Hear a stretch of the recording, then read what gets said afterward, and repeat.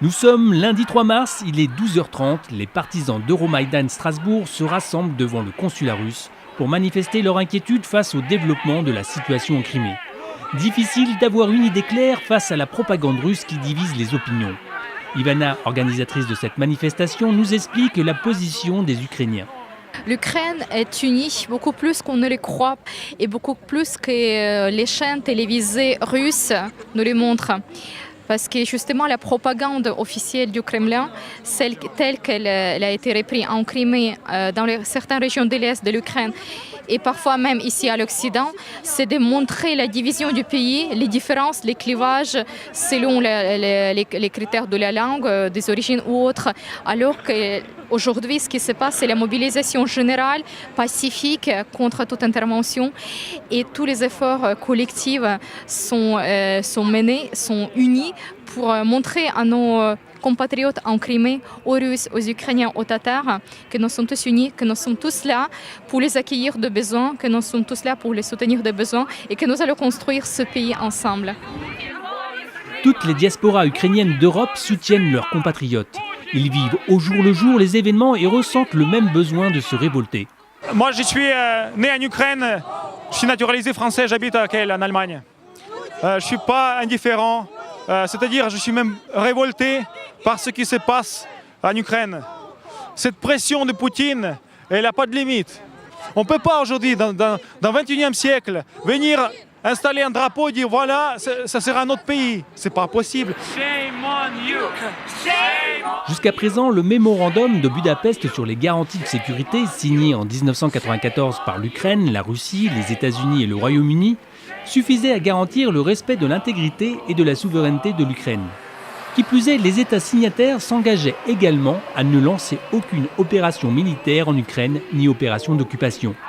Il semble que toutes ces résolutions soient à traiter au passé en l'absence de sanctions. Ce qui se passe aujourd'hui, c'est que Poutine n'a aucune chance en Crimée et en Ukraine, mais il risque de faire encore beaucoup de mal.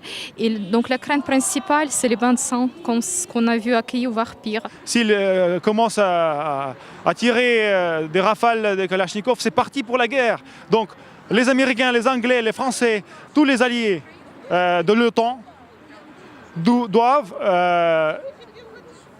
défendre le choix de l'Ukraine.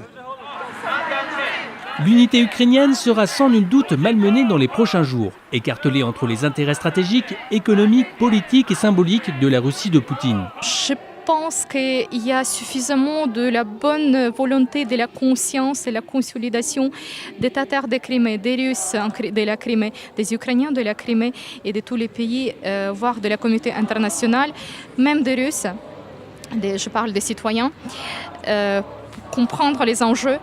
Il y a suffisamment des efforts pour résister à toute provocation, parce que c'est ça la spéciopération ou l'opération spéciale écrite par Kremlin pour l'Ukraine et pour la Crimée actuellement.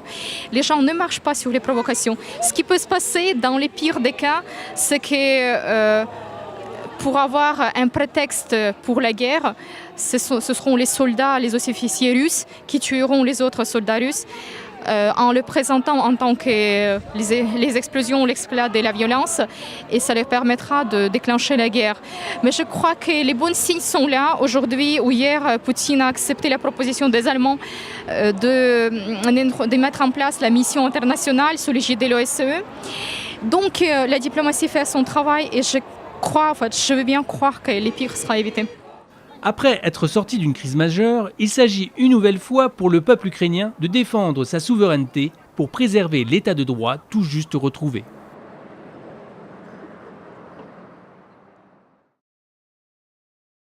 Tout à l'heure, les gardiens du consulat sortent et nous disent que vous êtes tous payés pour manifester.